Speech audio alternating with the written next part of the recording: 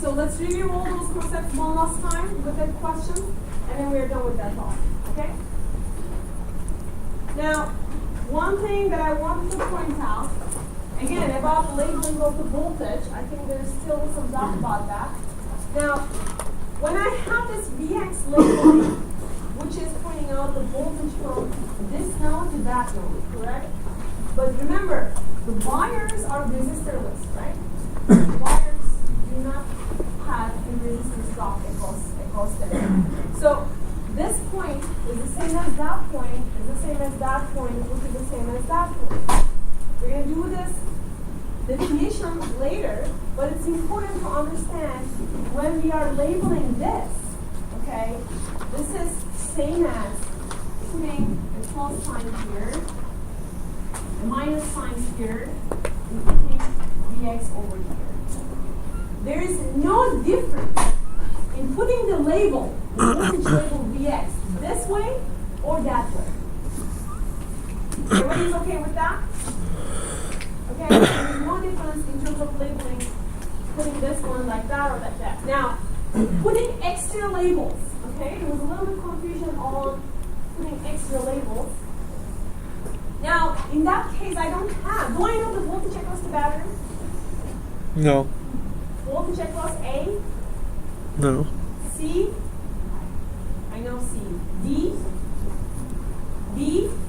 I know the voltage across B. Now, I can make definitions for the voltage across other components. I'm not going to have any way to find them, even if I knew KVL, okay? But what is the right way to put those labels? Let's say I want to put the label for the battery, okay? So I can put this plus, minus sign. I can put this V back for the voltage across the battery. Then I can put, well, I already have this for VQ, but let's say I move VQ from here to here, minus, plus, this is VQ, and plus, minus, this is VX. Don't see the black labels right now, okay? So I have three components. Component B, battery, component C. Their common property is they are all at one end, they are connected to node A, okay? And I want to put the proper voltage labels across those devices. That's the way I do. Now, when you look at that figure, you see at point A, there are multiple plus signs and minus signs, all kind of like gather up together, okay? Now, is this confusing? It could be if you don't know exactly what's the proper way of voltage labeling. But what is the proper way of voltage labeling? Every voltage notation comes with a pair of plus and minus signs, okay, which are aligned on a line. That's why I'm emphasizing this quite a lot. Because in such situations, otherwise you won't be able to say which voltage belongs to which component. Of course, we're trying to label them like a VB for component B or VC for component C, but as in this case, you don't have to, right? So, how do you understand? Now, for this plus sign, I'm looking for a minus sign on the other side, which is kind of like in the same way. And then this could be lined up with that too, right?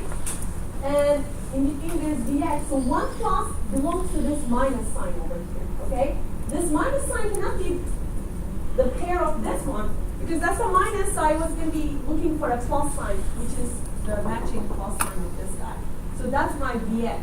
Now, this plus, for this plus, I'm looking for another minus. Here is another one. And for the imaginary line in between, there is only V back, right, on top of the imaginary line. So that should be the voltage across the battery. And for this minus sign, I'm looking for a plus sign. Those cannot be, right? They're on the same node. So that should be this line aligned with that minus sign. So every voltage notation comes with its own plus and minus signs, okay? Everything has to be on a line. All three should be aligned together. And that's how you're going to know which voltage. Because big part of those questions is figuring out what is the voltage across a device, what is the current in that device. If you can figure it out, if you can figure out the notation, the sign convention, then the rest is just putting them into the formulas. Okay? Any confusion about that? We can go through this one more time. Any confusion about that? Yes or no? No? Okay. So let's move on with this question then. So we're looking at number of charges moving through here. We define our current as the number of charges. So current is a rate, right? Charge, on the other hand, is an amount. Just like energy being an amount, power being a rate, okay? So when we're looking for number of charges moving through device A, we have our Q equal to, we're counting the current through A. Well, what is current through A? There's a name labeled there, right? That's Ix. So we said that is Ix from 3 seconds to 8 seconds. Since charge is an amount, the amount changes with time, right? So I have to be given a certain interval of time in order to tell what is the amount of charge accumulating within that time. So I have 3 seconds to 8 seconds Ix of t dt, which will give me the amount of charge, right? And then for that, I went to the Ix graph over here. So I'm integrating from 3 to 8. So I have to kind of divide this integral into 2 parts. One last time, when I'm writing my equation for that, and actually we talk about that, we can kind of find this area, right? Then 6 to 8 seconds, you can find this area. Add them together, which is the same as integrating from 3 seconds to 8 seconds, those 2 equations. But just to kind of like practice, when I'm writing the equation for this line, what do I do? Ix of t equal to slope, right? What is the slope? 2.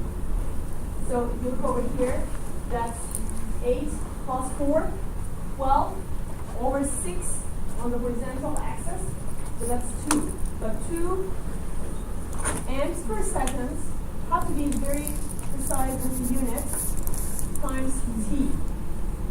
Okay? Then t is 0. What is Ix of t? -4. -4 amps. So that's my constant. That's Ix of t for what? T less than or equal to in this case, right?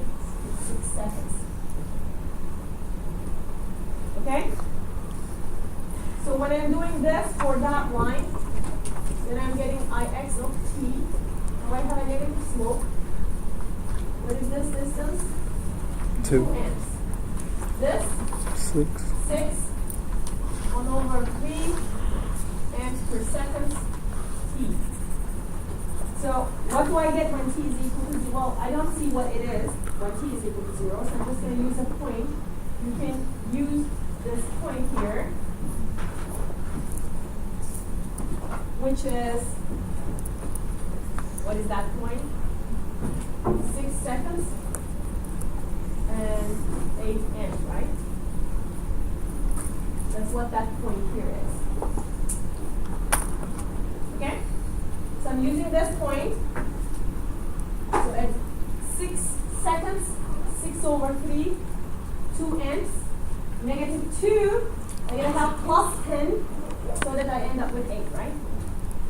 So plus 10 nths, and that's for t greater than or equal to 6 seconds. Okay? So I have two expressions over here. I'm integrating this equation with respect to t from 3 to 6, and I'm integrating this equation here from 6 to 8, and the answer is my amount of charge, the number of charges that are passing through A within those intervals. And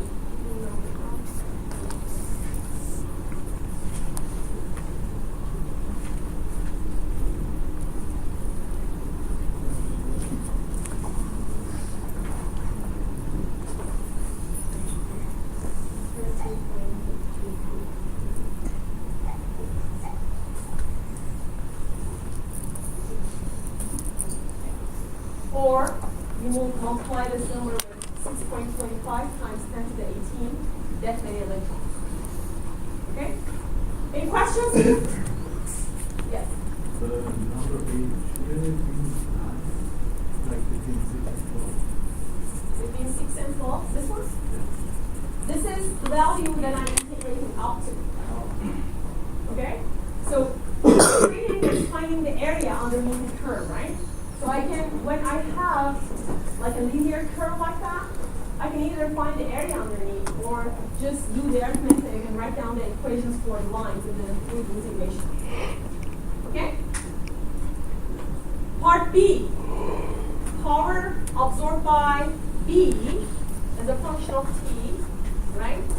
From 1 second, between 1 second and 5 seconds. So, again, let's go through the process of thinking, the thought process, and those questions. Power absorbed by B. Power associated with a component. I find that component. I determine the voltage across it, current through it. Voltage across it is equal to what? Vx. Vx. Current through it, Ix. Okay, once I figure out the voltage and current associated with the device, the second question is, what is the sign convention? Active. Active. So you have minus here, plus here. When current is flowing through the component, it's flowing from lower potential to higher potential. It's B is active sign convention. If it is active sign convention, I know that voltage across it multiplied by the current will give me what? Power delivered or power absorbed? Power delivered. If I'm being asked power absorbed, then how am I writing the expression for power absorbed by B? Negative Vx times Ix, right? So I get my main expression. Okay, I got my main algebraic expression. We're moving on from here now. The rest is just the arithmetic using the graphs or the equations given to us. So those are a function of time, right? So that's more accurate to write as a function of t, dx of t, ix. Now I can find a value for this, for power absorbed by B, only at a particular time, right? If you ask me what is that value at t equal to 6 seconds, I can multiply this value with this value, find it. Or if I'm asked what is the value at 10, I'm going to multiply this value with this value. But in that case, I'm given an interval.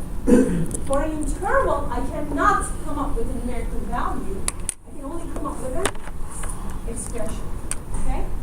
So from 1 to 5, I'm looking at Vx. Okay, here. Vx and Ix. Okay? So if you are, so you have to see if the function is changing from 1 to 5. From 1 to 5, that's the same equation, right? A single line. From 1 to 5, that's a single line. So all I need to do is also write down the expression for this. So let's do that.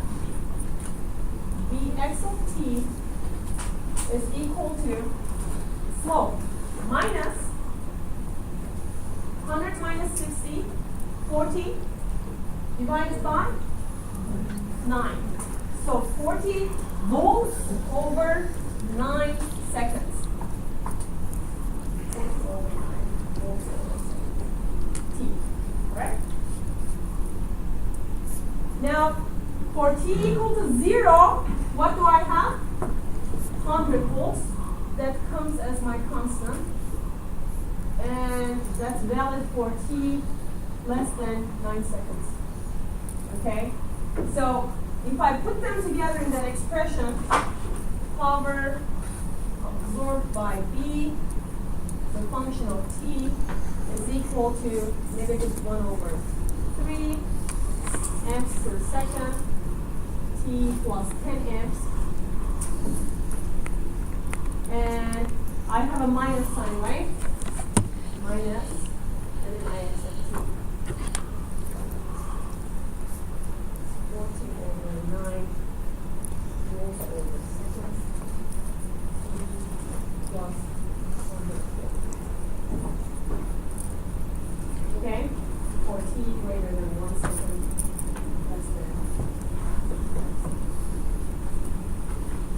Yes? Wouldn't it be 2T minus 4 equation because it's from 1 Where? to 5? Where?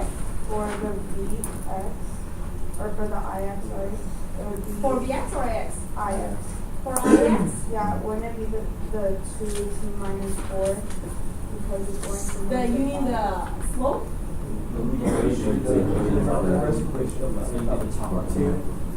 Oh, this one. Okay. Yes, correct. So we're going to be having 2 amps per second T minus 4 amps, right? Okay. So, yes. So in question 1, question B, said T equals to 1 or T equals to 5. This one over here? Why don't say it's equal to? It's because it's just asking for an expression, right? If it says what is the power at T equal 1 second, actually we can place T over here in that expression with 1 second, and I can find the power absorbed by B at T equal 1 second. But it's asking for an expression, which is valid from 1 second to 5 seconds. So any T value from 1 to 5, you plug this in here, and you can find the power value at that instance. Okay? So part C, lost part energy, delivered by C. How do I think about that? Let's be here. Device C. First, I'm determining what are the voltage across, what is the voltage across it, what is the current through it. The voltage across this is VQ and IQ, and we don't put double integers, right?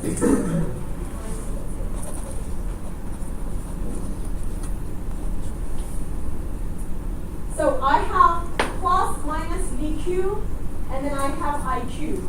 Second question, passive sign convention or active sign convention? Passive, right? Higher potential here, lower potential here, current flowing through the device going from higher potential to lower potential. So I have over here device C, passive sign convention. So power for energy delivered, I just want to write the power delivered by C first.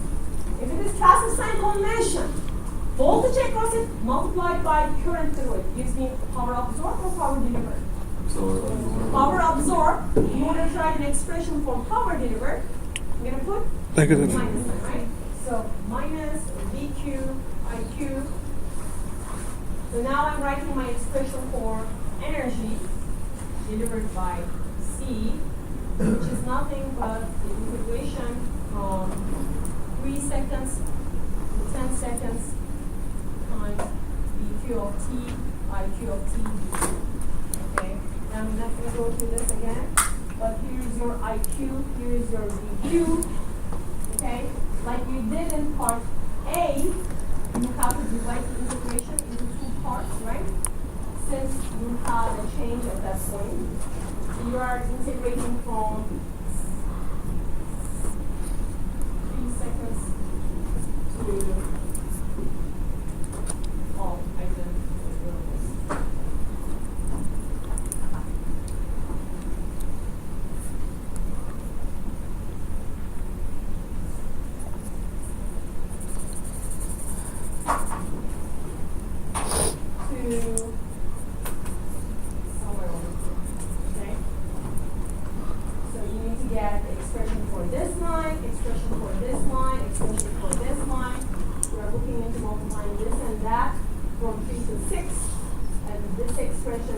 expression from 6 to 10. Okay? And what you should get is negative 1,000 is 1.396.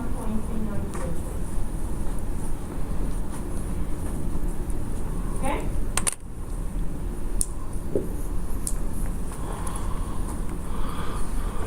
Any questions?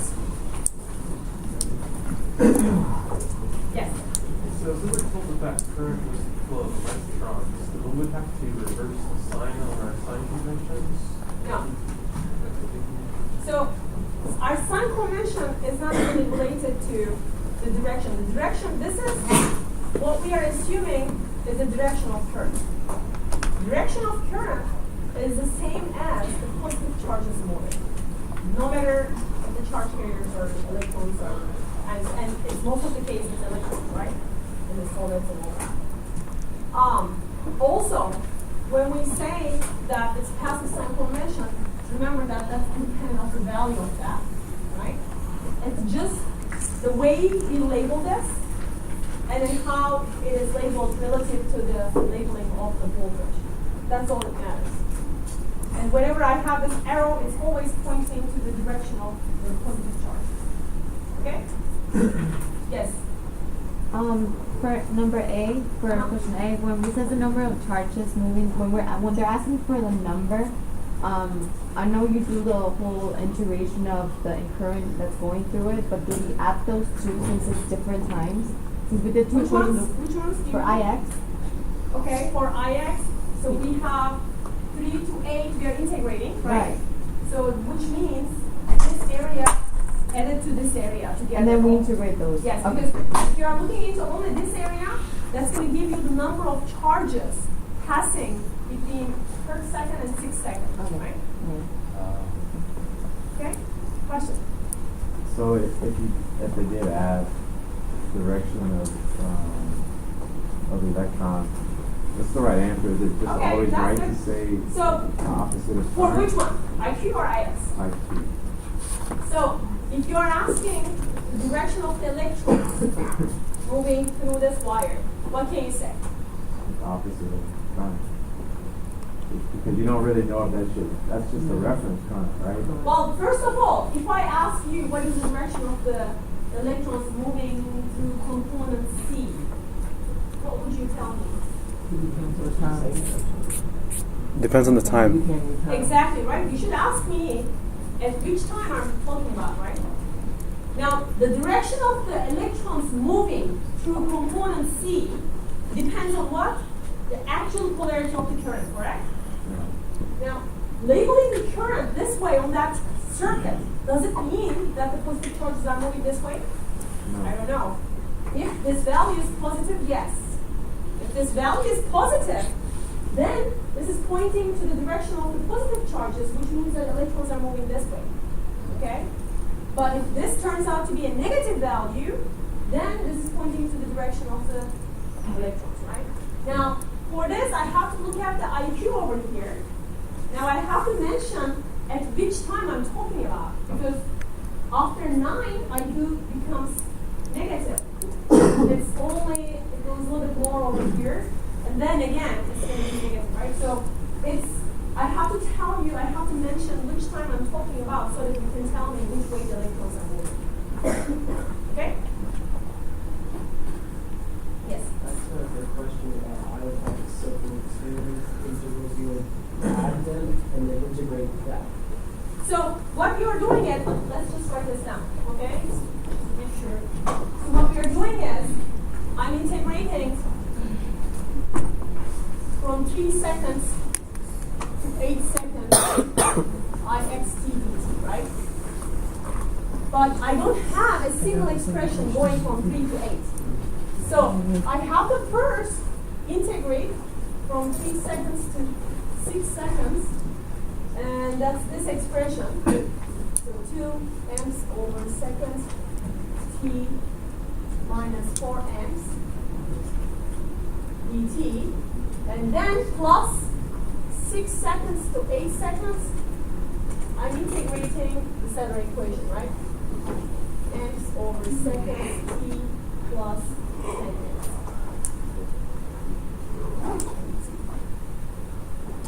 Okay? Yes. So will we do the similar thing for part 2 when we're calculating the energy because it's not a similar expression for IQ as well? Say again? Like, because for IQ and part C is going from 3 to 10, but it's a similar situation for IX, so we would... Well, you have to partition the integral again, right? Yeah. Because at 6, the IQ expression up to 6 seconds and the IQ expression after 6 seconds are going to be different. So you're going to need to do the same exact thing that we did with QA calculation. So we add it first and then we multiply it with the voltage? So what you are doing is, for energy delivered by C, you are having, so this is your main expression, right, for power. But you have to partition this integral going from 3 seconds. This is continuous, right, from 3 to 10. So there is only a single expression for BQ. But for this one, you have to go from 3 seconds to 6 seconds. BQ of T, IQ of T, T. And then plus, but there is a minus, so 6 seconds to, what's going after 10, right? 10 seconds, I have BQ of T, IQ of T, BQ of T will be same in both cases, okay? But IQ of T, for this one, this belongs to this line, and then for this one, this belongs to this line. Okay? Any other questions? Okay, so this concludes this section. Now, just a couple of things.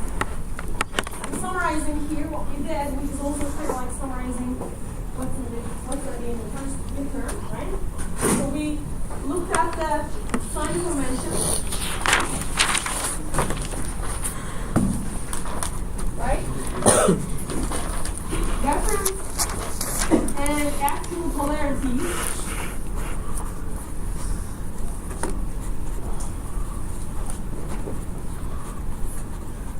Power absorbed or delivered, energy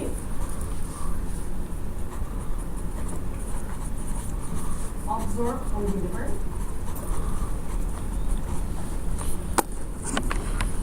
number of charges,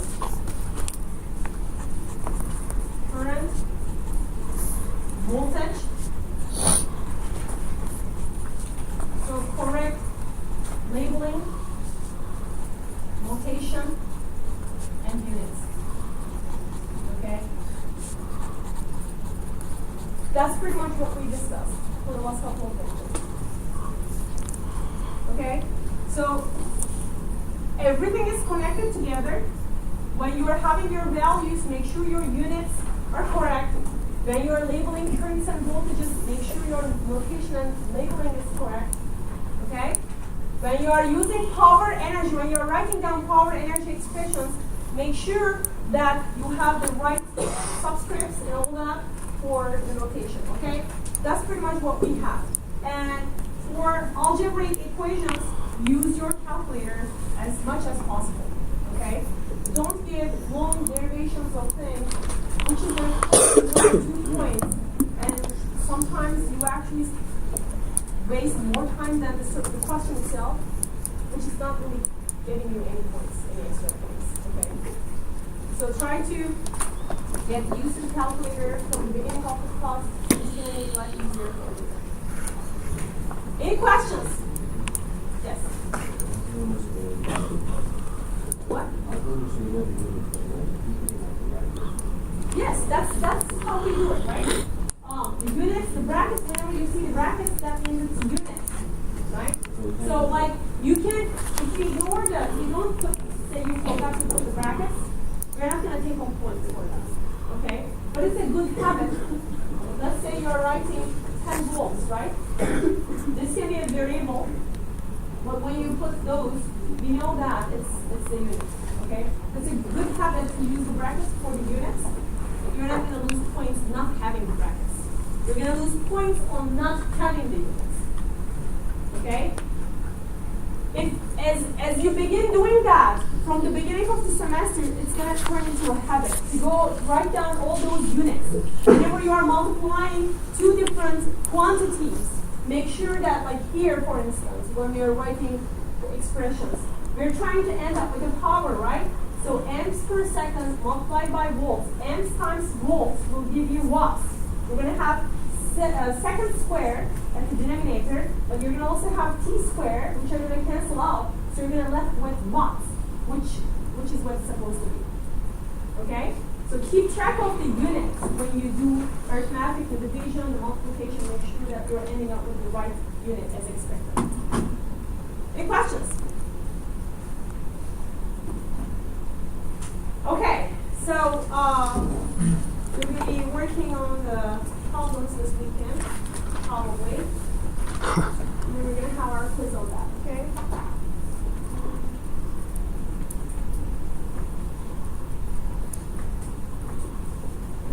Okay, there we go. So we're going to be talking, we're going to start this new section, that's sources and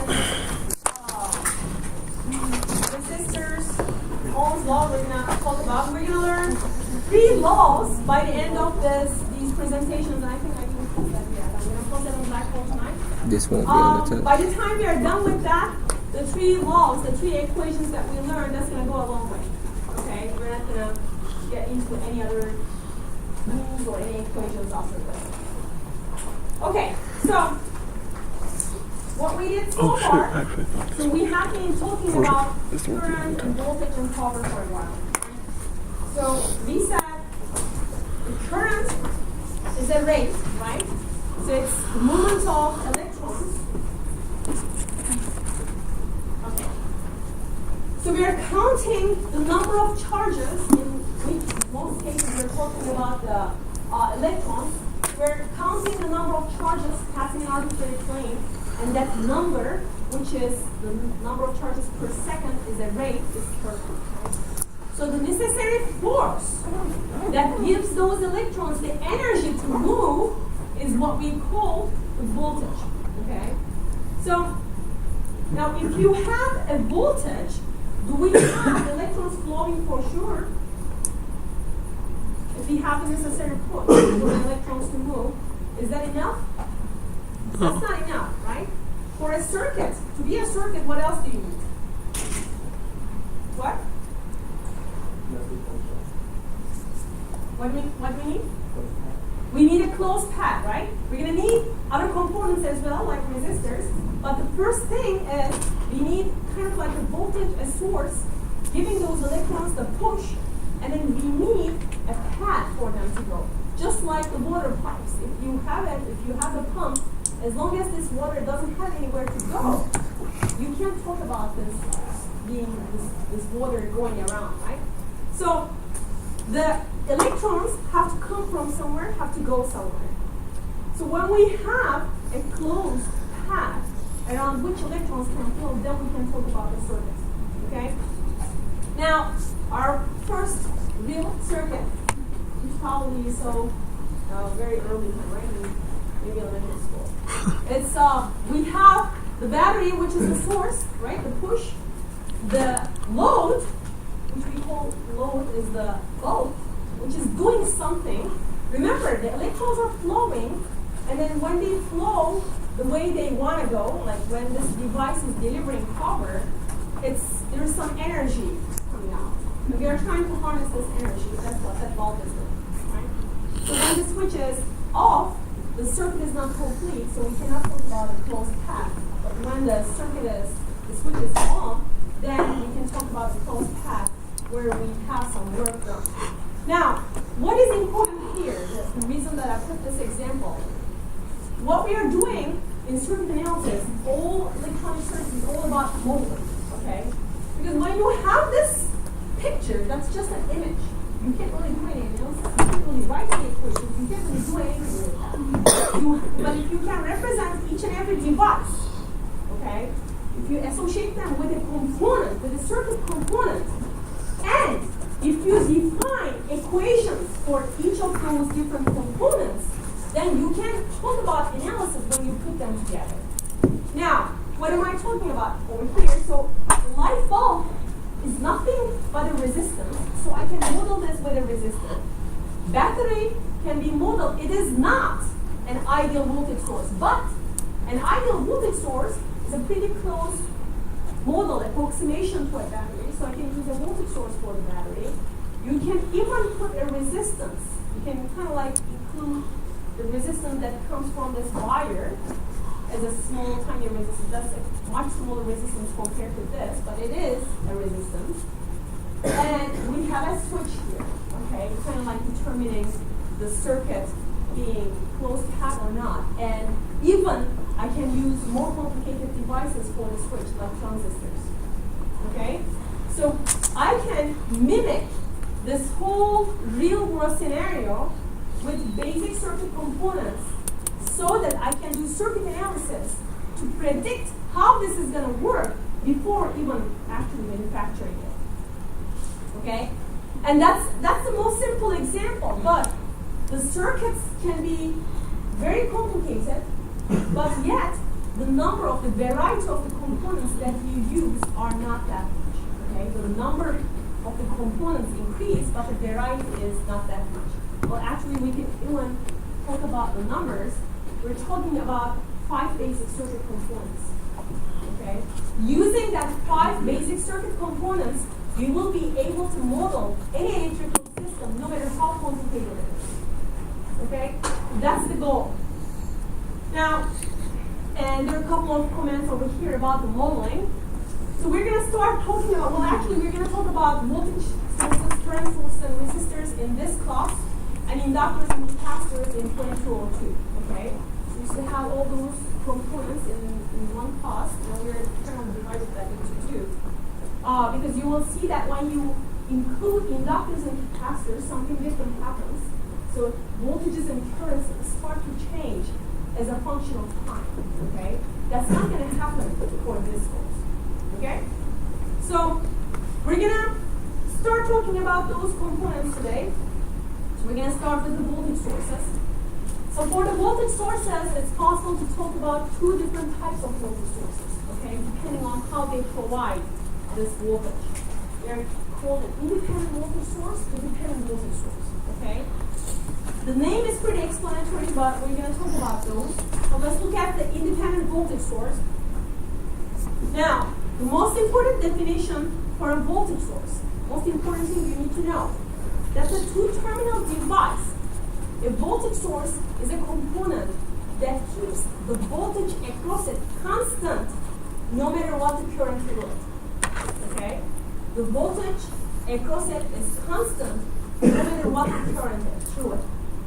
Now, any component, any circuit component, you can define that graphically or analytically.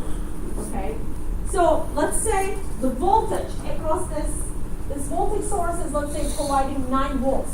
Okay? So, the analytical equation that I would have for this would be what right here, Vs equal to 9 volts. That's the analytical expression that I can use to define this voltage source, right? Saying that the voltage across it is equal to 9 volts. How do you define it graphically? That's how you define it graphically. Okay. This is what we call an IV characteristic. You're going to run into that so many times. Okay, in electrical engineering, we tend to define a lot of things through IV characteristics. That's nothing but a graph of showing how voltage across a device changes with respect to the current flowing through it. Okay? So we're going to do this definition for the current source. We're going to do this IV characteristic. We're going to show that for a resistor. It's nothing but given a component, consider it like a black box. How does the current through it changes with respect to the voltage across it, or vice versa. Okay? Now, when you look at that IV characteristic, it's saying the same thing as this equation says. No matter what the current through that device, and look at that. IS can even be 0. We're going to talk about that later. That's going to confuse a little bit. But what that graph says, the current through the device can even be 0. And yet, still, the voltage across it can stay constant. Okay? So, we're gonna, and again, let me put one more comment on that. We're gonna talk about that later again, but let's say I have a location here. That's voltage I'm talking about, nothing but the separation of charges, right? So, I have an excess amount of positive charges here. I have an excess amount of negative charges here. Now, for voltage, I need 2 locations, correct? Can I talk about a potential difference? In other words, can I talk about a voltage drop between those 2 points? Yes, right? They have different potential energies.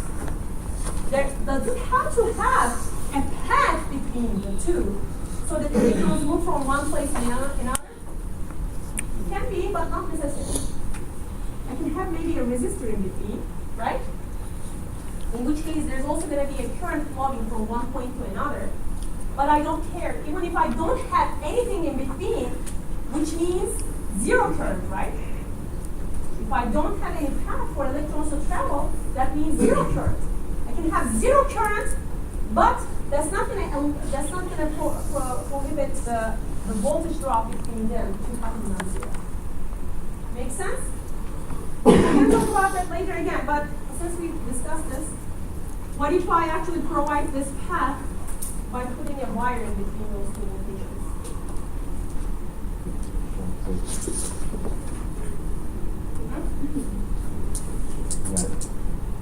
No resistance. If the wire has no resistance, remember what we were talking about when we were doing the labels, like that node is the same as that node, right? We were talking about. What did I do here? I shorted. What happens?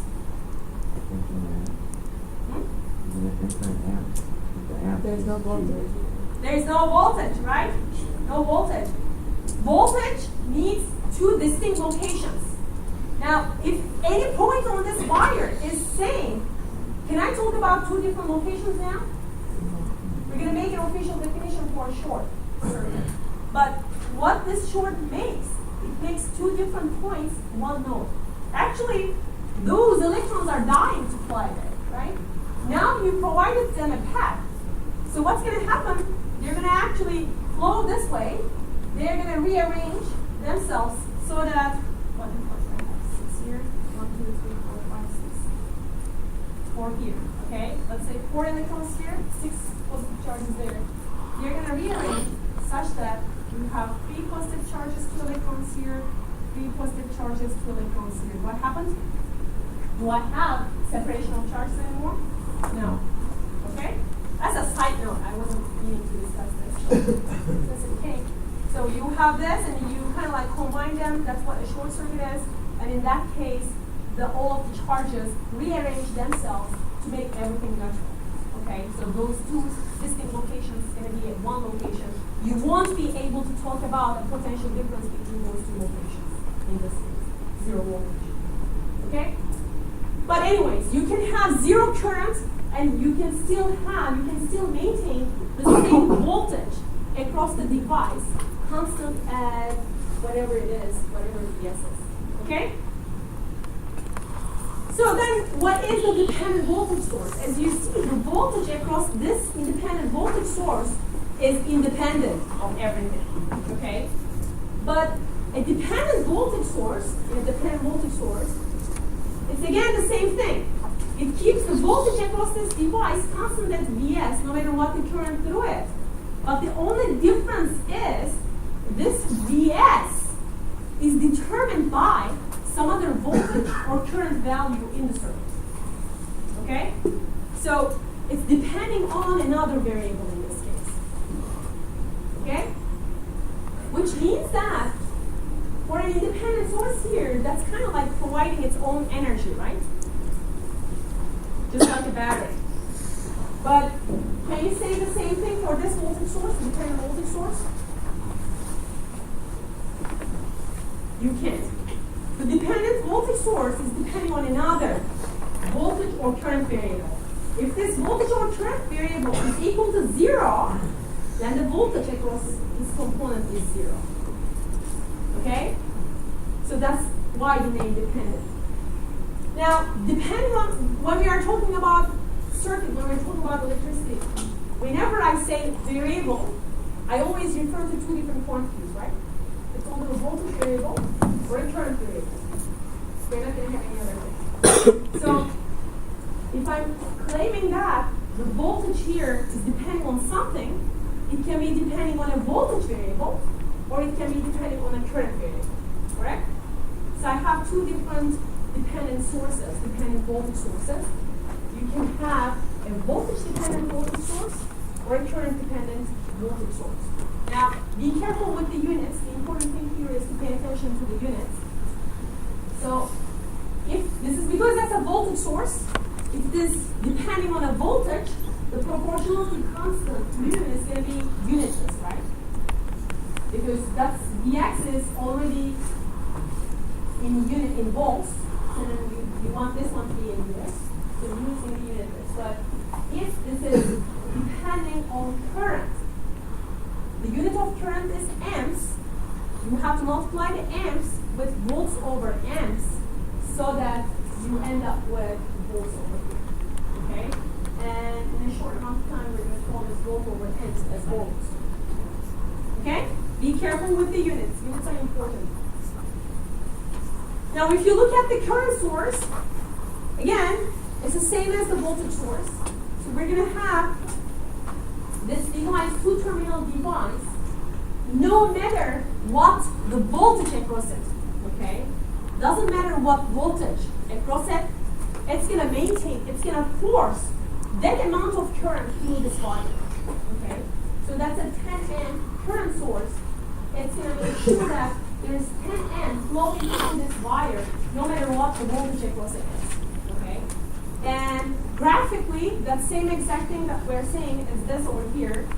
Again, what this is saying, you can have a 0 volts, 0 voltage, you can still have the same current flowing through this wire, okay?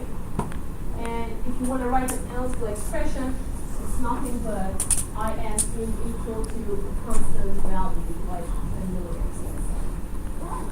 Okay? It's a constant value.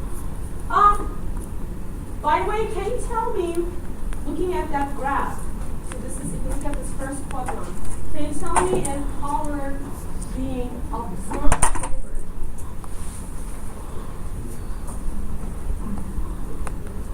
Huh? Depends on the time. Huh? But you know the sign convention.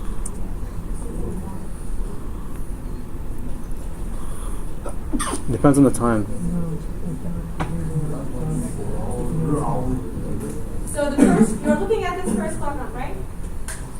IS and VS are positive. Why are you hesitating? You should be screaming. It's passive sign or active sign?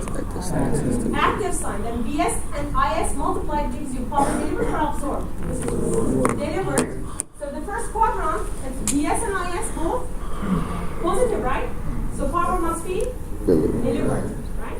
Delivered by the current source. And if you look at the second quadrant over here, now that IS is negative, no, IS is positive still, but VS is negative, right? And in that case, power is going to be absorbed. Okay? Okay, so the dependent current source. Same goes with that as the voltage source. So now we're talking about a current value depending on a voltage variable or a current variable. And so we have a voltage-dependent current source and a current-dependent current source. So we're going to have a total of 4 different dependent sources, okay? Depending on what is depending on what. And be careful again with the units, because we're going to end up with current. If it is depending on current, we have beta, which doesn't have a unit. But if it is depending on voltage, this has a unit of volts. So you have to multiply this with amps over volts so that you arrive with amps. And then amps over volts is conductance. Again, we're going to talk about that. Okay? Now the question, because I want you kind of like to relate everything to the practical, real-world applications and all that. Whenever we are talking about an ideal voltage source or an ideal current source, those are So we're hypothetical things, which means that they're just like mathematical expressions. You want, if you want to go out and if you want to find something that is an ideal voltage source, you won't be able to find it. Okay? But what you will find devices that act like an ideal voltage source or ideal current source for some part of their characteristic. Okay? Or like batteries, it's a little bit easier to think about the voltage source. The examples for current source are a little bit more complicated. So for a battery is providing a voltage, right? No matter what the current through it. Does it? So so it doesn't matter what I connect the battery, but the battery provides the same amount of voltage to it? It does not, right? Not exactly. It depends what you are loading it with, right? And in time, you're not having this constant voltage drop, but this voltage drop is being reduced, correct? So which means that it's not really an ideal voltage source, okay? But why we are learning all those? Because by using those basic circuit elements, you can kind of like model. You can come up with a model for the battery. Okay? That's the whole point. And like for instance, here's an example why eventually you're going to need those dependent sources. That's a transistor, MOSFET transistor, okay? Metal oxide semiconductor field effect transistor. Now, we don't really use this transistor as it is when we are doing circuit analysis. We have to replace it with something that consists of, again, with those 5 basic circuit elements. Here is a quick, easy model for the transistor, and this transistor is just actually behaving like a voltage controlled current source. Okay? Even though you are not going to be able to go out and buy a voltage controlled current source from the store, you have this device acting like one. Okay? So we are using this to model the behavior of this device when we are doing circuit analysis. And the models, well, actually your analysis results are accurate as your models. So if you use more accurate models, you're going to end up with more accurate, more realistic results. And for instance, this is like the first order model. You can use this. This is also the same thing. Okay, this transistor 3-terminal device. If you look here, this is 1 terminal, 2nd terminal, 3 terminal. And if you look inside, this model can be more and more complicated, which means it takes more and more non-idealities into account. But look at all those components. The number of components are increasing, but the variety of the components are still 5. Okay? Capacitors, sources, resistors, inductors. Okay? So that's why we're going to be talking about modeling. That's what we are trying to do in this class. We are trying to mimic the behavior of a real-world circuit using those 5 basic circuit components, and then use our analysis techniques to determine how that circuit overall behaves. What is its functionality? Any questions so far? Okay. So then it brings us to the resistors. Okay. So which time? 20 minutes. Plenty. Okay. So now, so far we have been talking about the voltage source and a path for electrons to move, so that we can talk about actually a circuit, right? Can I take a battery and short the terminals? Oh, of course you can, but do you want to do that? No. You don't want to do it, right? Well, if you do that, what happens? There will be quite a lot of current flowing, right? It's going to be a lot of energy, but you are not really doing anything with that energy. You have to somehow control the amount of current flowing so that you can do something. And at that point, what we use is the resistors. Okay? Now, instead of having the battery connected directly, connecting those 2 terminals, if I stick in a resistor here, this is going to limit the amount of current that flows through it. Why? Because resistors resist the flow of electric current, right? It doesn't. If you are talking about a material with high resistivity, it means it doesn't let the electrons pass through it that easily. Okay? And in such a case, we're talking about electrons slowing down, right? So how fast they are moving is current, correct? So then, if resistors are slowing down those electrons, we're talking about reducing the current flow, which is a good thing. Okay? So that's what we have for the resistance. But what is it exactly? Like physically, what is a resistor?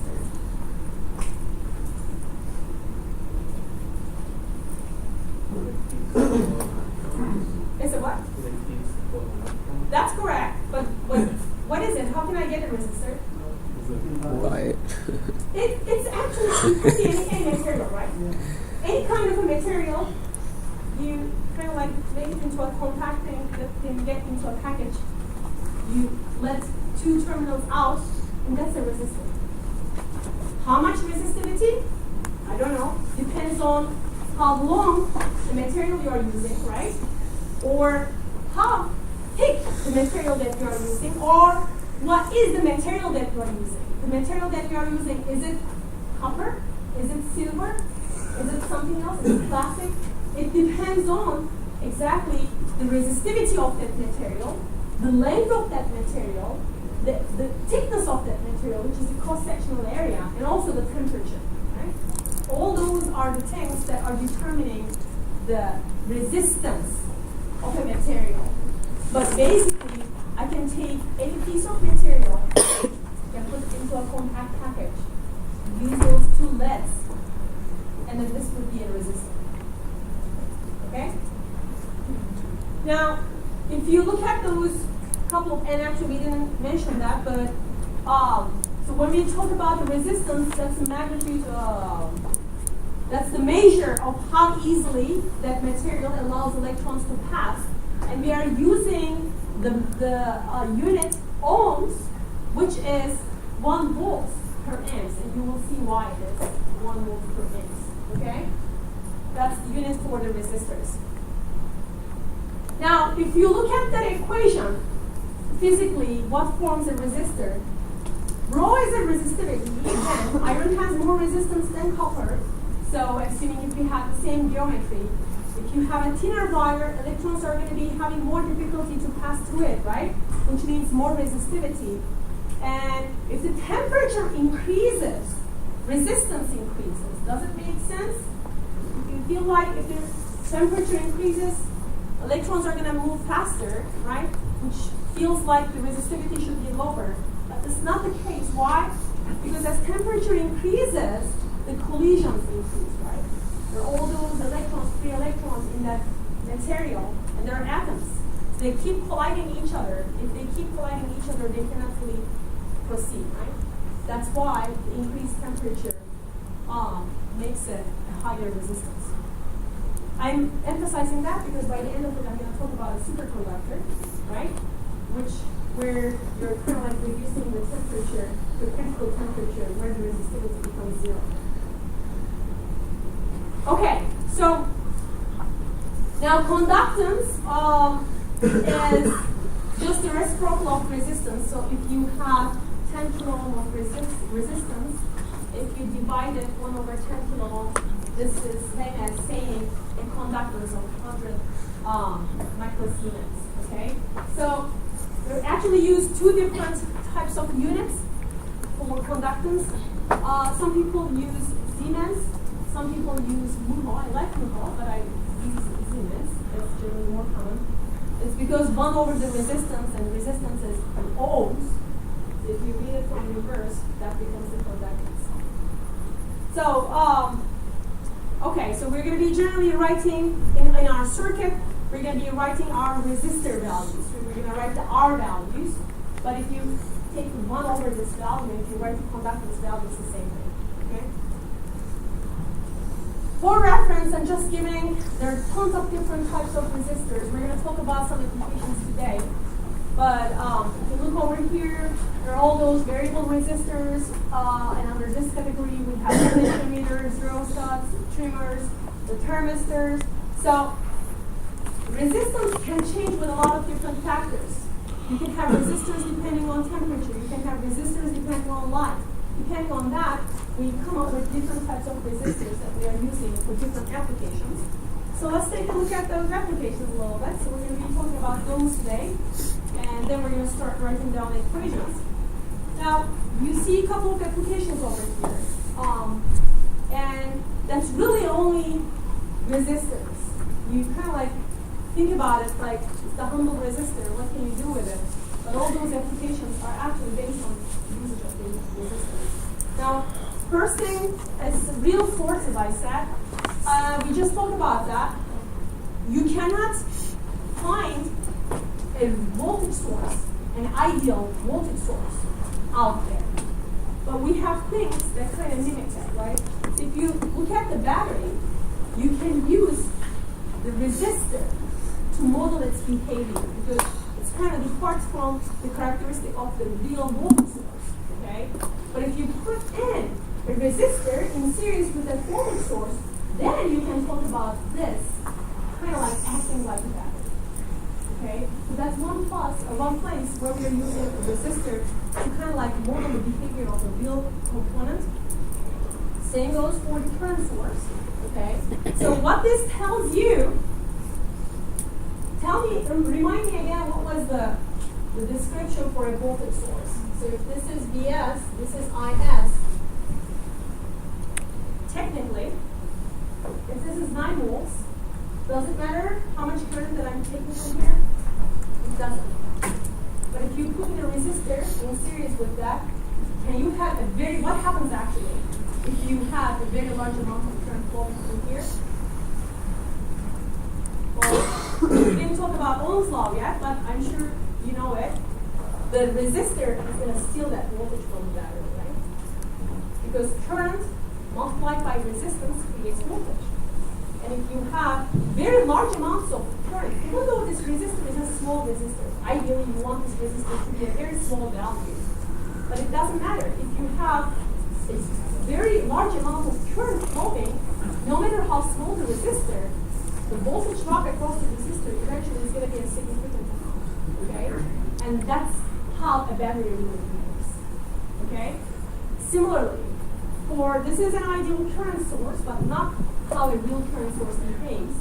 Because normally, in a real current source, doesn't matter how large of a voltage you apply. Because it means that Is can be infinite here, right? And if Is is infinite, current multiplied by voltage, this voltage source is going to provide what? An infinite amount of power. Is there any such thing in the world? Unfortunately. Real world doesn't have those devices providing an infinite amount of energy. So that's how we model that. Okay? Same goes for the current source. You can't apply a huge amount of voltage across the current source because then there's going to be some current flowing through this Rs. Rs is a huge value in this case. Okay? Because remember, current prefers which path? Less resistor or higher resistor? Less resistor, right? If you have a very small resistance over there, the current Is won't be able to go to the other side. Rs is going to take this whole current. It's going to steal this current. So Rs is a large value, okay, that kind of prevents the current going to the other side if the voltage across it is too large. Okay? So those are the real sources, kind of like acting, and you can find devices acting on those. Okay? Now let's look at the light bulbs. That's one of the pure application of a resistance, right? So those are old light bulbs now. Almost not have them. But if you have incandescent lamps, so if you have a filament in between two wires, two conductors, and what you are doing is you are sending in current through this wire, right? So that too much current is heating up. It's heating up to a point where it glows. Right? So that's what this incandescent lamp is. Why we don't like those anymore? It's base energy. How? Heat, right? You have to waste a lot of heat in order for it to come to a point where it's going to glow, right? So most of the energy that you're consuming is wasted by heat. And that's why those are not the energy efficient bulbs. Rather, what we have now, well, first CFLs, right? The fluorescent ones came, the real ones, but those are now, they have a big deal about the mercury in that because there's some kind of a gas in it, and then when it is broken, they're considering if that mercury would be harmful for human beings, but that's actually, there was another research paper claiming that it's as much as the mercury that we get from a can of tuna. You know, so I don't know, but they're also replacing those too. So then comes the LEDs, and LEDs is nothing but a piece of semiconductor device actually. But those are a little bit more expensive side to manufacture at that point. But probably that's going to be the one that's going to be more often used eventually in the near future. Okay? But those are the lighting. Now, sometimes that heat that's coming out is not wasted. You can actually utilize that, right? As in the heating element. So if you make this filament a little bit more durable, right? And then you do the same thing as you did within the light bulb. Again, there's heat coming out. But now, if that's an oven, if that's a toaster, right? You can actually use this heat. And again, that's nothing but a resistor. It's a resistance. It's a piece of material that we're sending in current through it. It doesn't have to be like a resistor that's shown in the pictures, right? But it is a resistor. It's a piece of material resistant the electron flow. That's why creating heat. And you are just using this heat that's coming out. Okay? Utilizing this to do something. Okay? So, what else? The strain gauge, that's gauge, right? Pronounce it different, gauge, right? So strain gauges, those are like, that's actually used in a couple of other places, but the easiest way to think about it on a kitchen scale, okay? So, take a look at it close. I'm not sure if you can see it, but it's a piece of material, kind of like wrapped around so that you can have it in a compact way. But it's a long, long, long material, okay? In this case, that's like a 350 ohm gauge, okay? So from this contact to the other contact, if you take this length and if you open this up, it's a long material that's giving rise to 350 ohms of resistance between those two contacts, okay? Now what's happening is, what's special about this, it's flexible. Okay? So remember the resistance equation. Resistance is equal to rho times L over A, right? Now if you put something on the scale, which is over here, okay? Now there are actually 4 strain gauges on that, but assume there's only 1 strain gauge, okay? If you put something on it, what happens to the strain gauge? It's going to be kind of like flexing. It's going to be bending, right? When it bends, what is going to change here?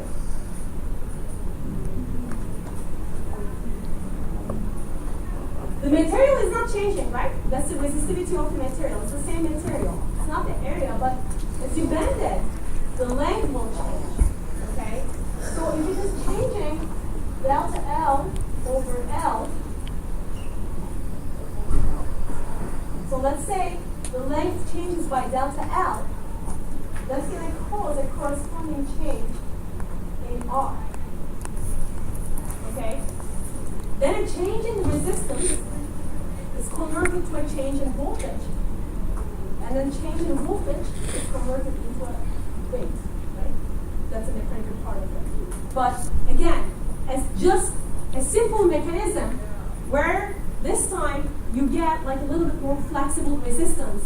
You play around with it, changing its length, changing its physical geometry to create a change in the resistance, which creates a proportionality, which gives you the weight of this substance that you're using. Okay? So, this is another application for the resistors. And there are also thermistors. Those are nothing but resistors that are changing the resistance depending on the temperature, the ambient temperature. if you look over here, it says NTC. So you can have a negative temperature coefficient or a positive temperature coefficient. It just says how resistance change with respect to temperature. Does it increase with increasing temperature or does it decrease with increasing temperature? And here's a thermistor thermometer, and that's just like a very simple model of like could be how your AC in your house controlled, right? Because you set it to a temperature. How does it know when to run the AC or when to run the heater? It's over here.